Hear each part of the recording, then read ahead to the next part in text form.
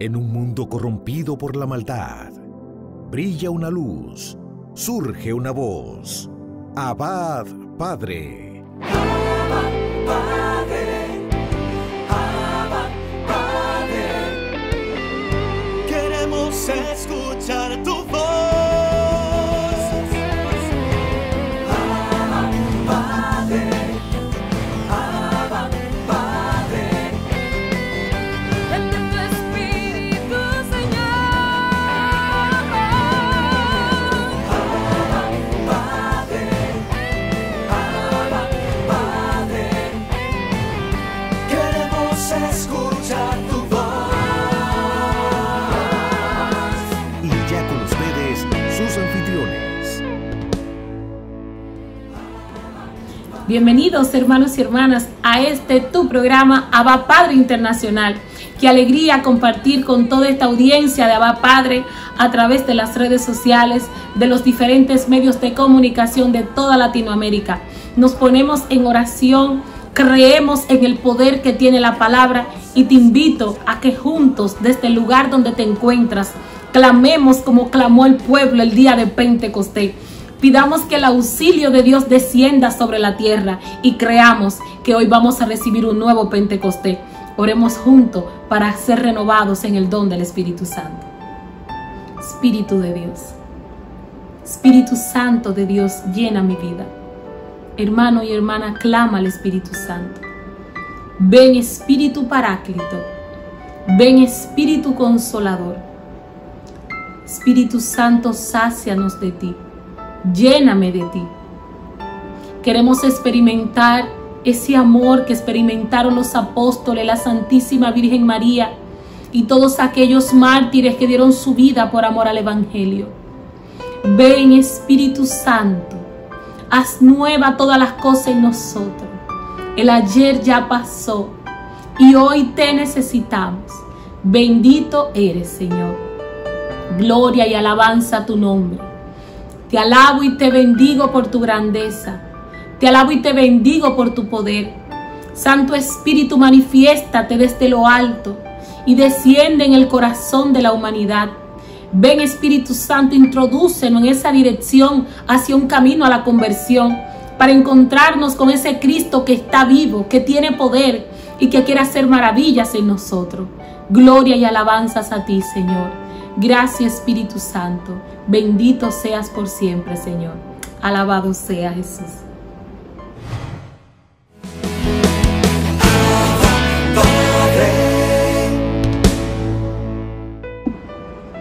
Mis hermanos, hoy reflexionamos con la lectura del Santo Evangelio según San Juan en su capítulo 8, en los versos del 21 al 30.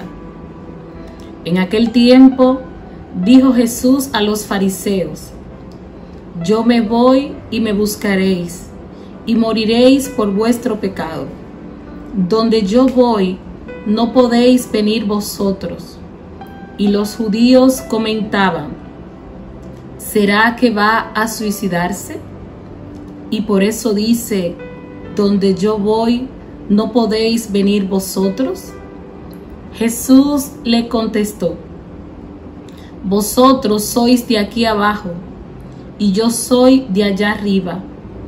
Vosotros sois de este mundo, yo no soy de este mundo. Con razón os he dicho que moriréis en vuestros pecados.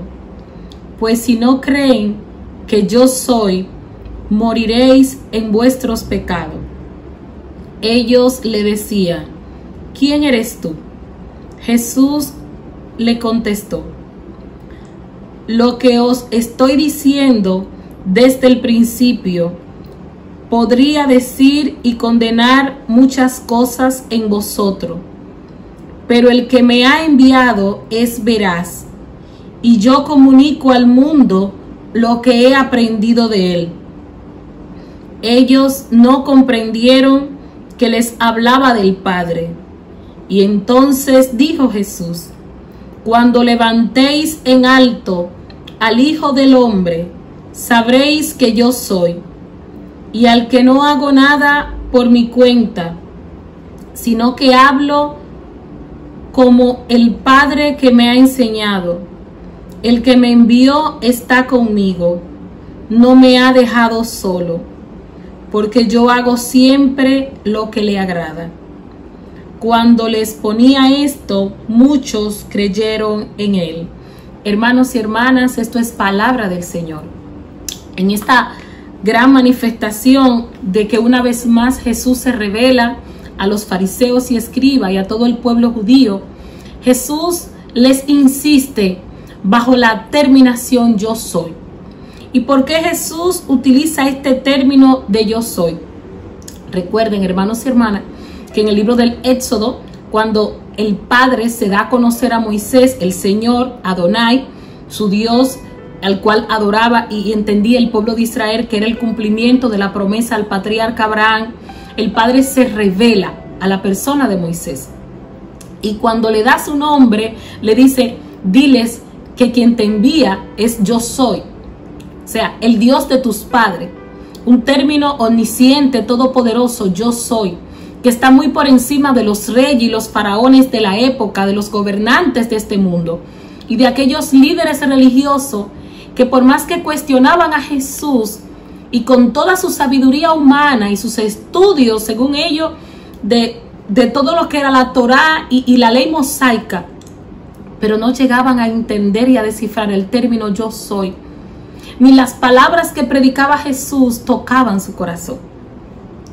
Y Jesús inicia con este mensaje escatológico, yo me voy y me buscaréis y moriréis por vuestros pecados. Jesús está anunciando lo que va a acontecer más adelante, que es un anuncio escatológico. Y donde yo voy no podéis venir vosotros. ¿Y qué significa esto? Estas palabras eran exclusivas para los escribas, para los líderes religiosos y aquellos que negaban a Jesús como el Mesías, que no lo reconocían, hermanos y hermanas. Porque Jesús es el camino, la verdad y la vida. Y todo aquel que muere en él, resucitará con él. Y los judíos y escribas y aquellos líderes religiosos se oponían a esta gran verdad. Y acusaban, y esto les llenaba de furia, y se enojaban más con Jesús cuando Jesús hacía eco de lo que él es, un enviado del Padre. Jesús presentó una vez más su deidad, su naturaleza sobrenatural por encima de los hombres. Y esto llenaba de ira a los líderes religiosos que entendían y relacionaban a Jesús con sus palabras como si estaba loco. ¿O acaso este va a suicidarse? Son palabras del enemigo. Jesús está haciendo referencia de lo que más adelante se va a manifestar a través del Padre, porque envió a su Hijo a pagar la culpa que yacía sobre aquel pueblo que se apartó tantas veces del Dios verdadero y que por años y décadas repetían el mismo patrón de conducta, que al verse en necesidad, que al verse expuesto al hambre, que a la primera prueba, al primer sufrimiento, abandonaban al Dios de Israel y practicaban cultura de dioses de muerte. Y es por esto que la predicación de Jesús se centraba en la buena noticia de que había que convertirse y arrepentirse. Porque para alcanzar y encontrarse con el Mesías, teníamos que partir de un encuentro con aquel que el Padre ha enviado a nosotros. Y los líderes religiosos nunca se encontraron con el amado, porque sus egos, sus saberes humanos les impedían reconocer este anuncio tan simple que salía del corazón del Padre por la boca de Jesús. Que son bienaventurados los pobres de espíritu, porque de ellos es el reino de los cielos. Hay una gran relación con este anuncio de Jesús con el sermón de la montaña, porque Jesús se está refiriendo a invitar al pueblo a que lo reconocieran a él como el enviado del Padre, como el Hijo de Dios. Y me gusta mucho cuando el mismo Jesús le dice que cuando vean levantado al Hijo del Hombre, sabréis que yo soy. Pero aún estando Jesús expuesto en la cruz, aquellos que lo llevaron a la crucifixión y que lo mataron, no reconocieron, he ahí al Hijo de Dios, aquel que nos dijo, y seré levantado porque yo soy, bendito es el Señor. Y yo no lo hago por mi cuenta, sino porque el Padre me ha enviado para dar a conocer su gloria. Y este es el secreto, hermanos y hermanas, de aquel que es enviado por el Señor. Es por esto que tenemos que constantemente repetir el estilo de vida que Jesús nos enseña. San Pablo en la carta a los Colosenses capítulo 3 hace eco de las palabras de Jesús: busquen las cosas de arriba. Porque todo lo que es carnal y terrenal nos aparta de ser criaturas nuevas. Procuremos el auxilio del Espíritu Santo.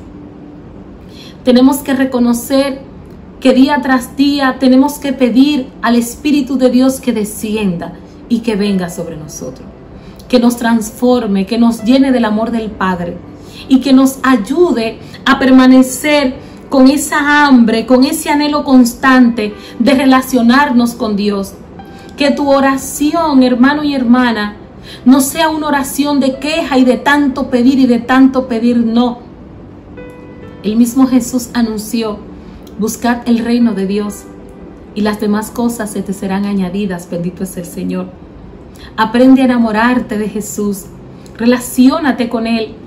Cuando tomamos la decisión de permanecer relacionados con Él en intimidad y clamando al Espíritu Santo, ya no somos la misma persona. Y esto fue lo que pasó con Pablo, esto fue lo que experimentó a través de la predicación la ciudad de Nínive y de tantos hechos que nos habla la Sagrada Escritura. Y tú que me escuchas, servidor, servidora, hombre de Dios, en el nombre de Jesús, tenemos que fortalecer nuestra relación con nuestro Señor. Tenemos que volver a ese amor del principio.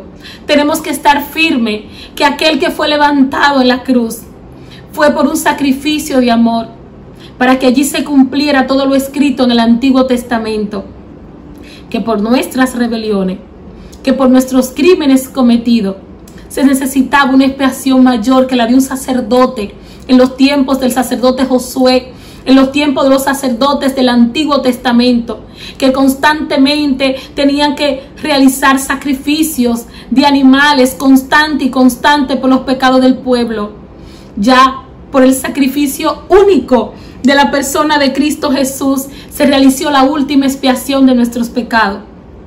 Y a su nombre sea la gloria.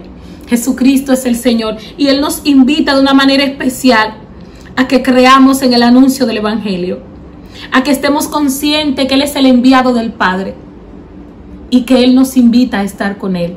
Bendiciones, hermanos y hermanas.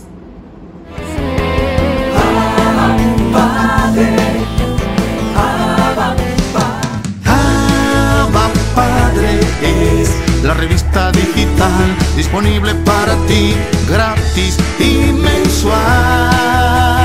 Búscale y comparte la revista digital Abba Padre con temas relevantes para una nueva evangelización con alegría y ardor. Abba Padre, el medio espiritual más completo, práctico y actual para apoyar, animar y difundir la obra santa de los evangelizadores hispanoparlantes de hoy.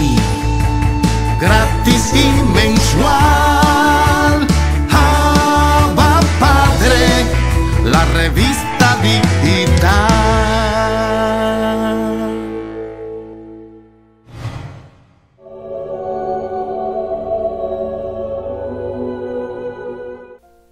Bendiciones, mis queridos hermanos y hermanas en el Señor. Mi nombre es Ariel Céspedes Vargas y hoy 5 de abril la Iglesia celebra el día de San Vicente Ferrer. Escuchemos qué podemos aprender de su vida. Nació en 1350 en Valencia, España. Sus padres le inculcaron desde muy pequeño una fervorosa devoción hacia Jesucristo y hacia la Virgen María, y un gran amor por los pobres. Le encargaron repartir las cuantiosas limosnas que la familia acostumbraba a regalar. Así lo fueron haciendo amar el dar ayuda a los necesitados. Le enseñaron a hacer una mortificación cada viernes en recuerdo de la pasión de Cristo y cada sábado en honor a la Virgen Santísima. Estas costumbres las ejercitó durante toda su vida. Se hizo religioso en la comunidad de los padres dominicos y por su inteligencia, a los 21 años ya era profesor de filosofía en la universidad. Durante su juventud, el demonio lo asaltó con violentas tentaciones y además, como era extraordinariamente bien parecido, varias mujeres de dudosa conducta se enamoraron de él, y como no les hizo caso a sus salamerías, le inventaron terribles calumnias contra su buena fama. Todo esto lo fue haciendo fuerte para soportar las pruebas que le iban a llegar más tarde. Siendo un simple diácono, lo mandaron a predicar a Barcelona. La ciudad estaba pasando por un período de hambre y los barcos portadores no llegaban. Entonces Vicente en un sermón anunció una tarde que esa misma noche llegarían los barcos con los alimentos tan deseados. Al volver a su convento, el superior lo regañó por dedicarse a hacer profecías de cosas que él no podía estar seguro que iban a suceder. Por esa noche llegaron los barcos y al día siguiente el pueblo se dirigió hacia el convento a aclamar a Vicente, el predicador. Los superiores tuvieron que trasladarlo a otra ciudad para evitar desórdenes. Vicente estaba muy angustiado porque la Iglesia Católica estaba dividida entre dos papas y había mucha desunión. De tanto afán se enfermó y estuvo a punto de morir, pero una noche se le apareció nuestro Señor Jesucristo acompañado de San Francisco y Santo Domingo de Guzmán y le dio la orden de dedicarse a predicar por ciudades, pueblos, campos y países.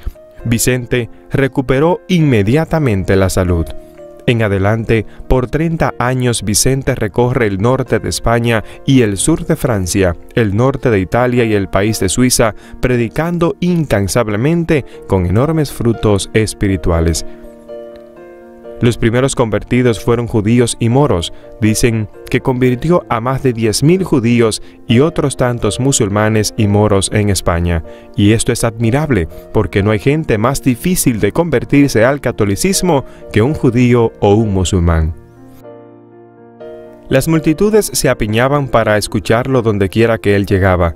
Tenía que predicar en campos abiertos porque las gentes no cabían en los templos. Su voz sonadora, poderosa, llena de agradables matices y modulaciones y su pronunciación sumamente cuidadosa permitían oírlo y entenderlo a más de una cuadra de distancia.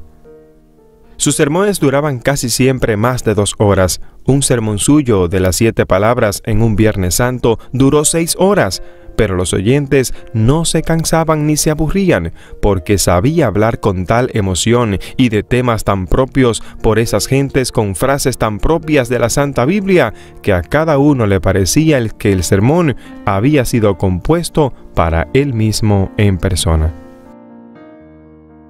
Antes de predicar, duraba 5 o más horas rezando para pedir a Dios la eficacia de la palabra y conseguir que sus oyentes se transformaran al oírlo. Dormía en el puro suelo, ayunaba frecuentemente y se trasladaba a pie de una ciudad a otra.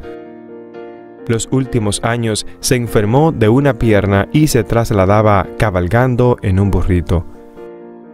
En aquel tiempo había predicadores que lo que buscaban era agradar a los ídolos y componían sermones ribombantes que no convertían a nadie. En cambio, a San Vicente lo que le interesaba no era lucirse, sino convertir a los pecadores.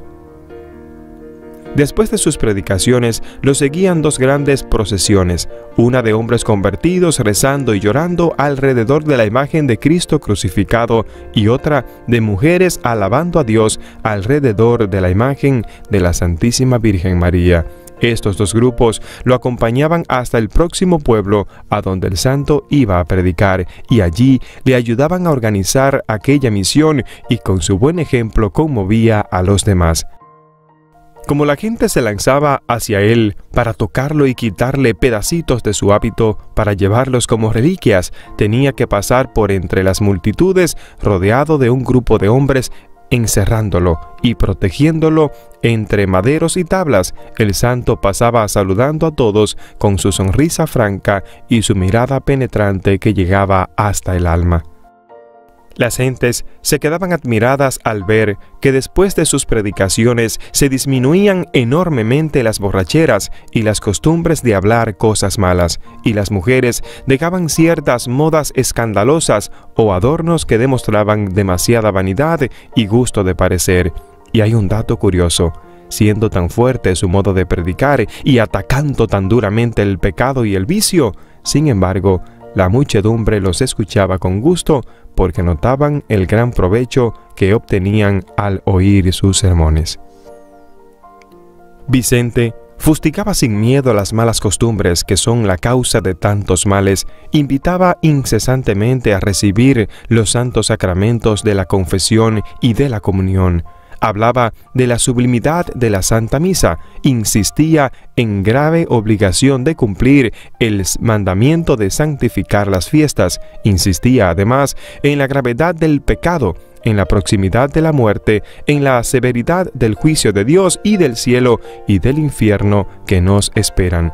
Y lo hacía con tanta emoción que frecuentemente tenía que suspender por varios minutos su sermón porque el griterío del pueblo pidiendo perdón a Dios era inmenso. Pero el tema que más insistía este santo predicador era el juicio de Dios que esperaba a todo pecador.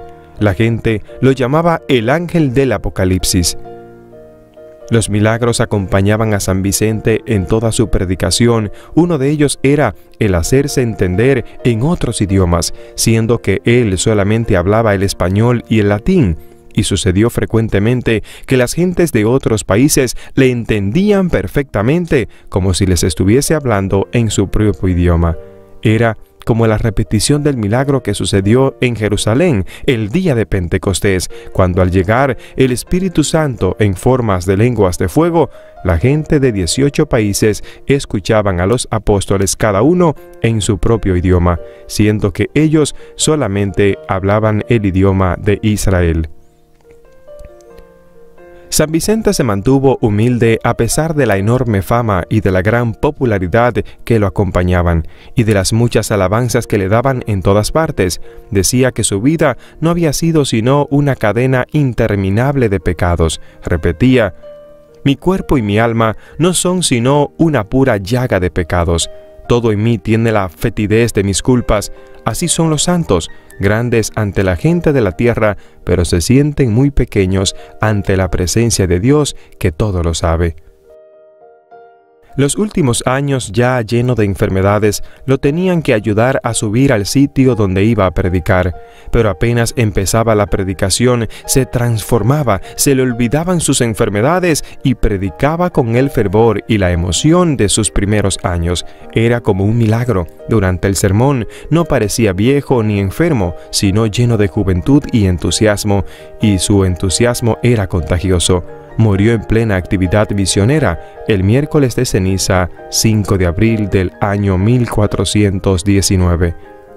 Fueron tantos sus milagros y tan grande su fama que el Papa lo declaró santo a los 36 años de haber muerto en 1455. Es por eso que hoy es el día de San Vicente Ferrer. Mis queridos hermanos y hermanas en el Señor, ¿cuánto podemos aprender de la vida de este gran santo de Dios? Lo primero es que tú y yo debemos prepararnos para hablarle a los demás del Señor. Debemos tú y yo, hermanos y hermanas, pedir al Señor que nos ayude, que nos dé la eficacia de la palabra para poder predicar de forma tal que la gente pueda decir: ¡wow! Esas palabras son para mí. Cuando tú y yo hablamos guiados por el Espíritu Santo, sucede esto. Por eso te motivo en el día de hoy a que le pidas al Señor que te regale la eficacia de la palabra. Lo segundo que tú y yo debemos pedir, hermanos y hermanas, es a Dios que nos dé el don de lenguas, poder hablar en otros idiomas, de forma tal que, milagrosamente, la gente nos entienda en su propio idioma. ¿Sabes por qué? Porque los dones del Espíritu Santo son también para ti, te pertenece, ansía los dones, pídelos porque Dios los regala sin hacerse rogar. Y lo tercero que podemos aprender de este hombre de Dios era su humildad. A pesar de que la gente quería agolparse, quitarle pedazos de su ropa, lo buscaban, lo elogiaban, él entendía que estaba lleno de pecados. Así son los santos, gente que para el mundo son grandiosos, pero ellos mismos se creen y se sienten que no son nada. nada. Y no lo dicen para que la gente crea que son humildes, lo dicen de corazón. Hoy es un día para que tú y yo meditemos. ¿Estoy siendo yo humilde? ¿Me estoy dejando yo usar por el Señor? Hermano, hermana, esto es lo que a mí me enseña la vida de este santo. Te invito a que busques qué te enseña a ti y me dejes un mensaje. Déjame tu mensaje para ver qué podemos imitar de la vida de este hombre de Dios. Que Dios te bendiga y que Dios te guarde. Gracias por compartir y suscribirte en este canal. Bendiciones.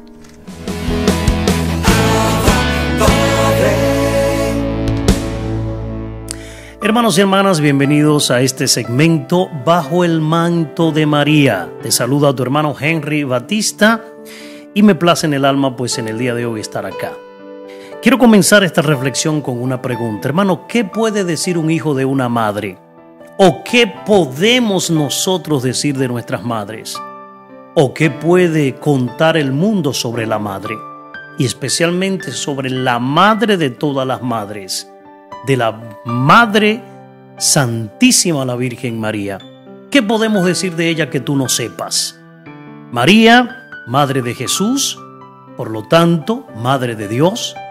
Hermano, porque Cristo Jesús es Dios, y como vamos a ver más adelante, si Cristo es Dios, su madre es Madre de Dios. María, Reina del universo, porque Jesús es el Rey del universo y la madre de todo rey, hermano, también es reina.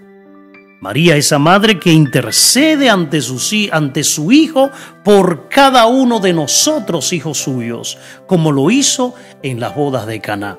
Y como también lo vamos a demostrar en este segmento, en estos minutos, lo pueden hacer las personas santas que están ya viviendo en la presencia de Dios. ¿Qué más puedo decir de María empezando este año? Hermano, María es modelo de los cristianos por todas sus virtudes.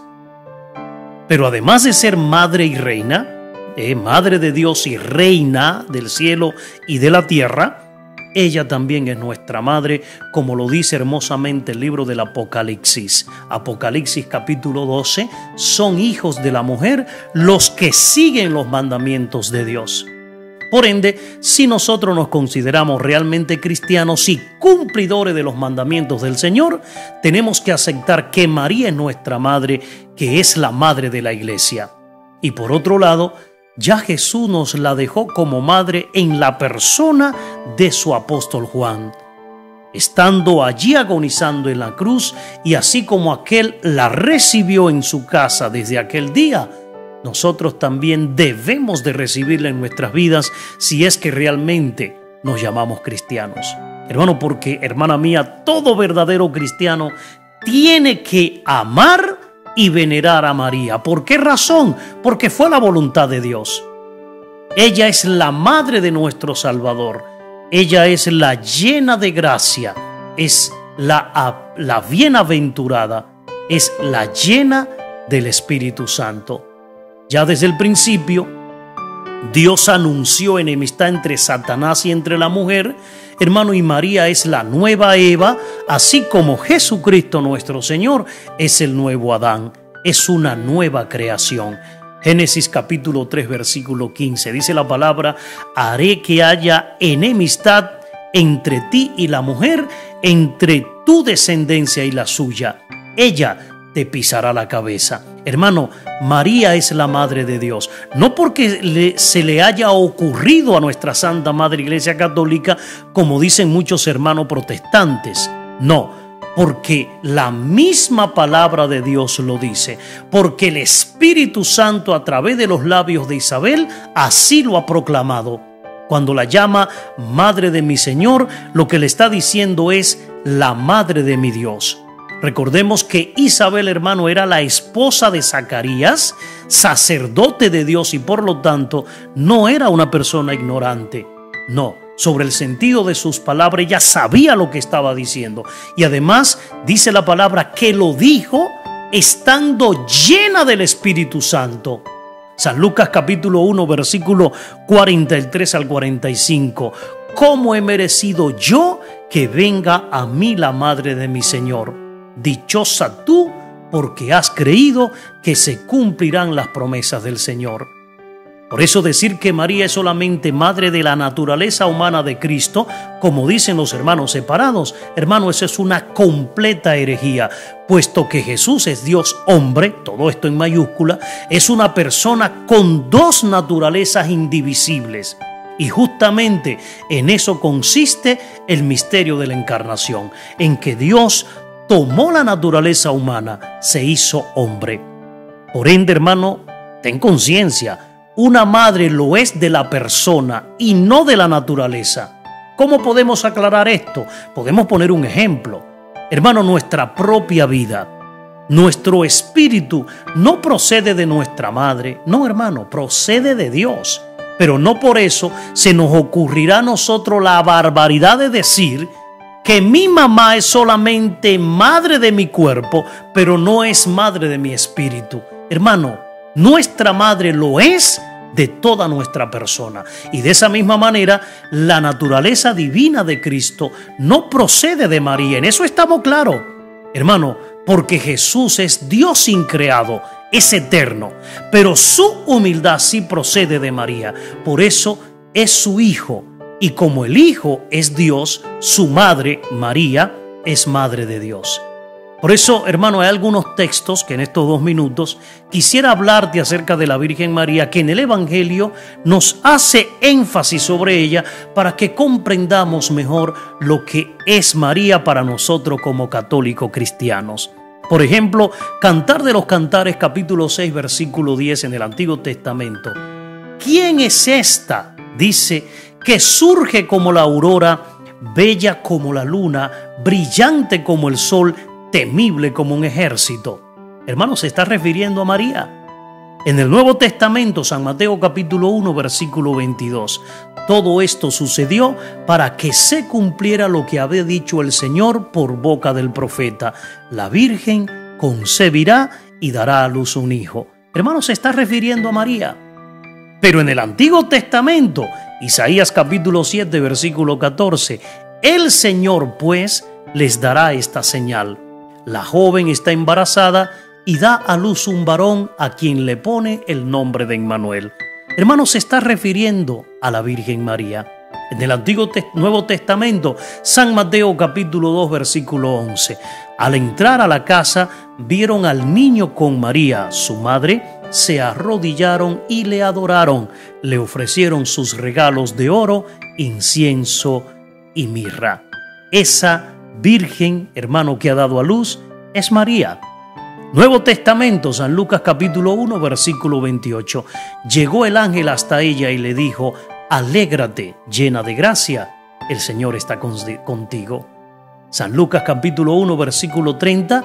Pero el ángel le dijo, no temas, María, porque has encontrado el favor de Dios. San Lucas 1:38. Dijo María, yo soy la servidora del Señor, hágase en mí tal como has dicho. San Lucas capítulo 1, versículo 42. Dice Isabel, llena del Espíritu Santo, exclamó en alta voz, bendita tú entre las mujeres y bendito el fruto de tu vientre. San Lucas 1, 47-48, mi espíritu se alegra en Dios mi Salvador, porque se fijó en su humilde esclava. San Lucas 2:19. María, por su parte, guardaba todos estos acontecimientos y los volvía a meditar en su interior. Hermano, ¿quién soy yo para no hablarle al mundo de esa madre tan buena? ¿Y quién eres tú para quererme privar a mí de ese regalo que ese hijo bueno ha dejado para mí, para que me acompañe en todo este peregrinar? Por eso, en este espacio te invito, si tú no te has llevado a la Virgen María a tu casa, ¿qué estás esperando? Y si te hace falta la gracia, pídesela al Espíritu Santo. Hasta la próxima.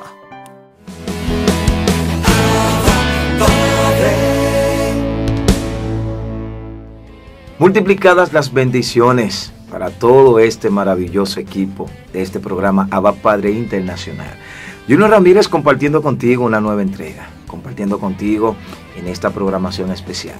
Te envío un abrazo santo para ti, joven, que está por ahí, para todo este maravilloso equipo que ahí día con día amplifica el contenido que te llevamos, que te brindamos y que te ofrecemos a través de las diferentes plataformas medios televisivos como también radiales. En este día, compartir algo de lo que en alguna ocasión hemos tratado ya, y es acerca del perdón. ¿Por qué tratar esto? Porque una persona me dijo, Junior, ¿por qué es importante perdonar? ¿Qué se gana con perdonar?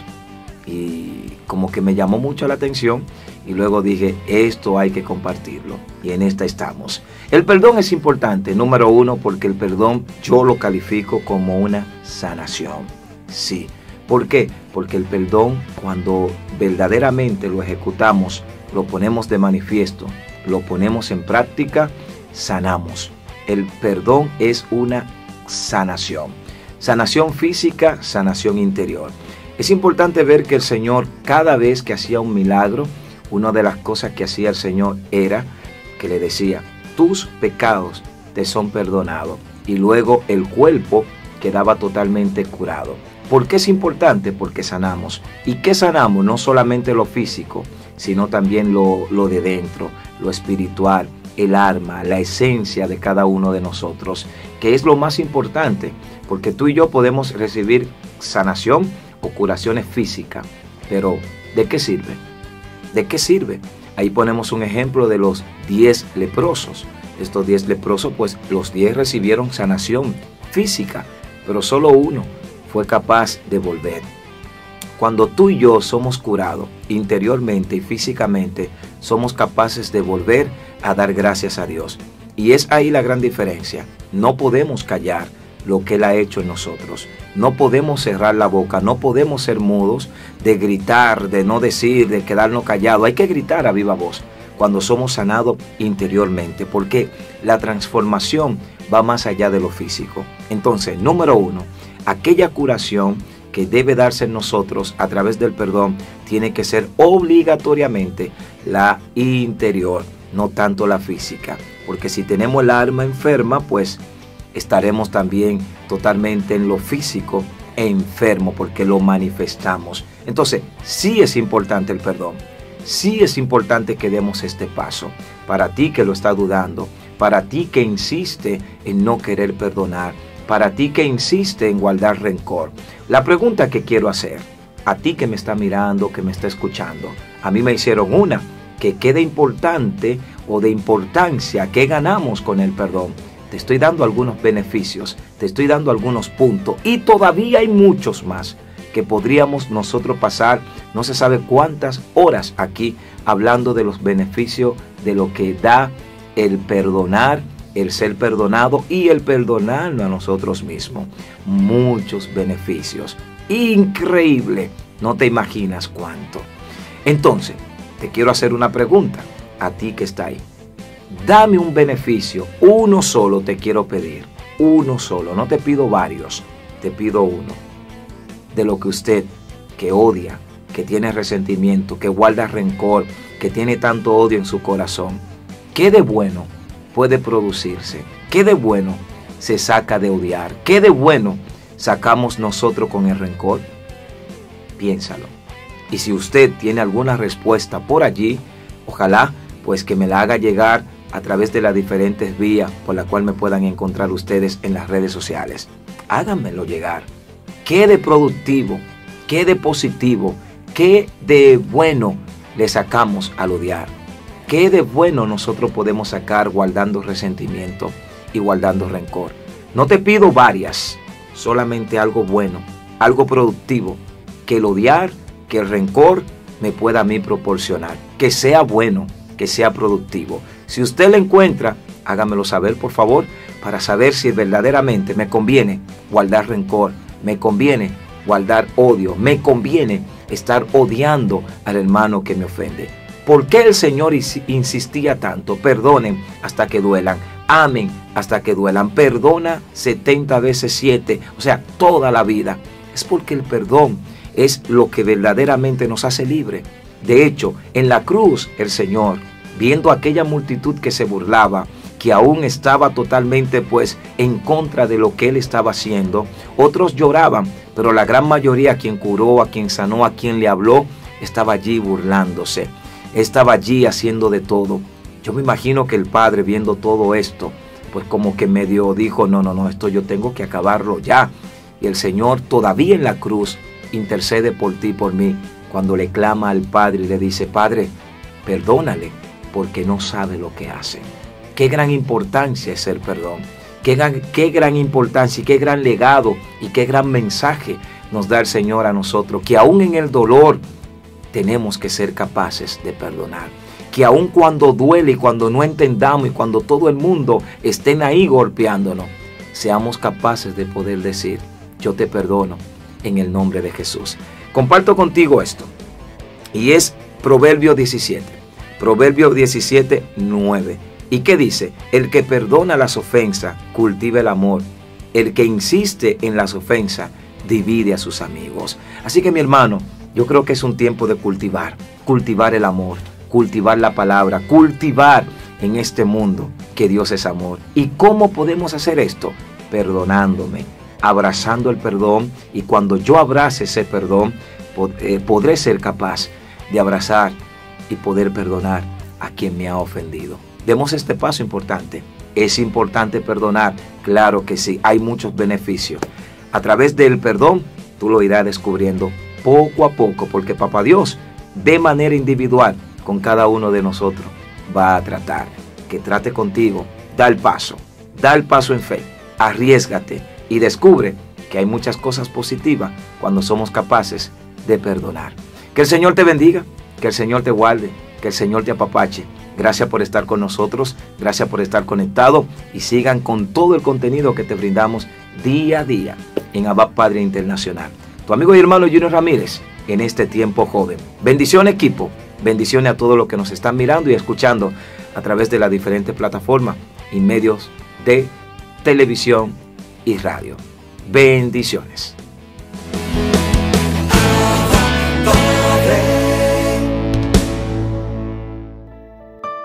Que Dios te bendiga y te guarde, mi querido hermano y mi querida hermana. Tu hermano y amigo Henry Valenzuela, y aquí estoy reflexionando. Pregunta: ¿cómo está tu confianza en Dios? ¿Estás confiando en Dios? Es una buena pregunta. Y te lo hago porque hay mucha gente que dice que cree, pero cuando llega la duda, cuando llega el desempleo, cuando llega la enfermedad, cuando llega el problema, están quejándose, se están apartando de los caminos del Señor y cambian radicalmente. Antes eran personas muy alegres y ahora se han convertido en personas depresivas, en personas muy tímidas y personas muy tristes. ¿Estás confiando en el Señor? Es una buena pregunta para estos tiempos. ¿Cómo está mi nivel de confianza? ¿Creo en la oración que estoy haciendo? Hay gente que me ha dicho: yo oro, pero yo no sé si Dios me oye. Déjame decirte algo. Dios es fiel al clamor de su pueblo. El Señor escucha todas nuestras oraciones. Absolutamente todas nuestras oraciones. Ya deja de ir por la vida creyendo de palabras, pero en obras, en accionar, estás dañando el plan de Dios. Hay gente que eso es mucho llanto, mucha victimización. Se viven marginando, se viven despreciando, se viven comparando con otros. ¿Cómo está tu nivel de confianza? Porque Dios quiere que tú confíes. Porque cuando yo confío en Dios, estoy en paz, aunque tenga problemas, aunque tenga angustia. Yo conozco personas que tienen enfermedades terminales, que confían en el Señor. Y usted lo ve mezclado entre la gente y uno que sabe que tiene la enfermedad, que tiene la situación. Uno lo ve y dice: pero no se nota que este hombre que esta mujer se está casi muriendo. ¿Por qué? Porque tienen su confianza puesta en el Señor. Gente que dice: yo tengo tanto tiempo desempleado, pero yo sé que en cualquier momento suena ese teléfono y me ofrecen un gran trabajo.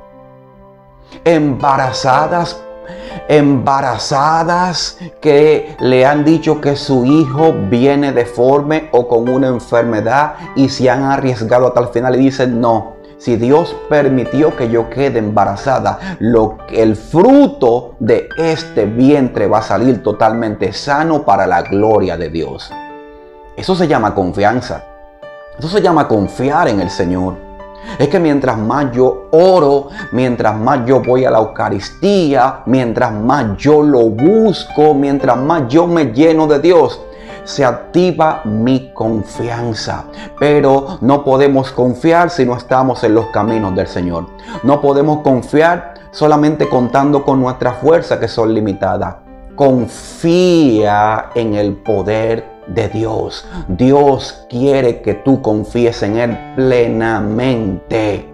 Es como aquella muchacha que fue a un retiro donde estábamos.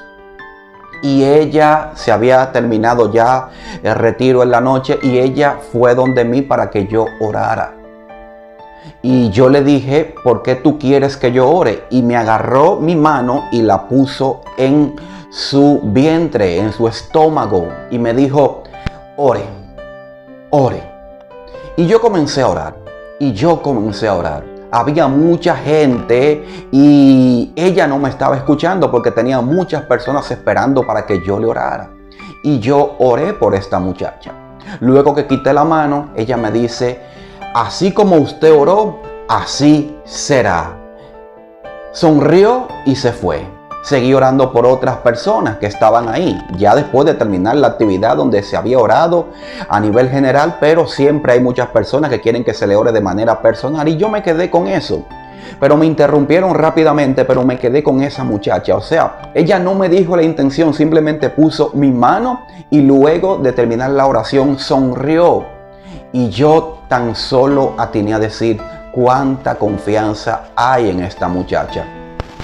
Me la encontré tiempo después, me la encontré con un niño en brazos en otra actividad donde yo estaba y se paró a dar el testimonio. Yo la reconocí y ella tomó su micrófono, estaba temblorosa y dijo, yo hace un año estuve en una actividad similar a esta y le pedí al hermano que orara y el hermano oró por mí.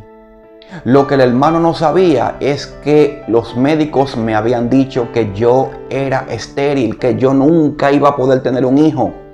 Y yo fui a ese retiro y me llené de confianza. Y luego de esa oración yo le dije a mi esposo, esa misma noche que el hermano oró por mí, prepárate porque Dios va a hacer un milagro. Y aquí traigo el milagro. Y todo el mundo empezó a llorar. Y yo también. Y ella también. O sea, es que Dios es grande. Cuando tú confías, estás abierto a las posibilidades de milagro. Sigue confiando. Sigue confiando. Es como el hombre, el Señor, que fue a un retiro.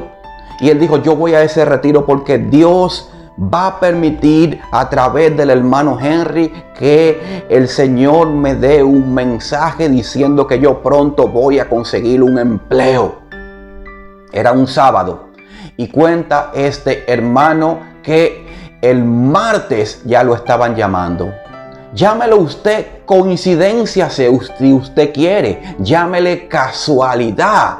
Yo le llamo poder de Dios. Yo le llamo Dios en acción en medio de su pueblo. Porque queremos que Dios haga el milagro, pero después queremos quitarle los méritos. ¡Qué suertudo! El cristiano no cree en la suerte, el cristiano cree en el Señor, en el poder de Dios.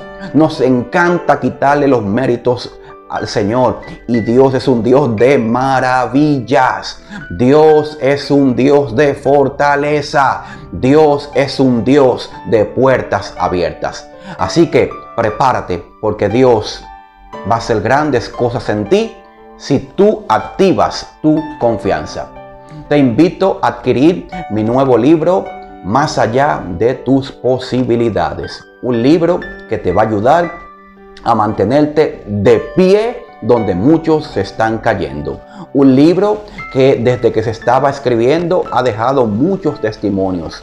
ayúdame con esta obra de llevar estas palabras de aliento y esperanza de forma escrita a todos los rincones. Adquiérelo en tu librería favorita o me puedes contactar por YouTube, por Instagram, por Facebook como Henry Valenzuela Predicador. Continúa con tu espacio Abad Padre. Muchas bendiciones. Así despedimos su programa Abba Padre Internacional, dándole gracias a Dios por este programa, por este espacio de evangelizar y de poder llegar a tantas familias, a tantas personas que están en necesidad de Dios. Comparte este link, comparte este programa con aquellos hermanos y personas que no conocen a Jesús y que están necesitados de una palabra de fe. Si es la primera vez que nos escucha y que está siendo parte de este gran amor que Dios nos permite expresar a través de su palabra, haz clic a la campanita para que te lleguen nuestras notificaciones y formes parte de esta gran familia. Bendiciones, hermanos y hermanas. Hasta la próxima.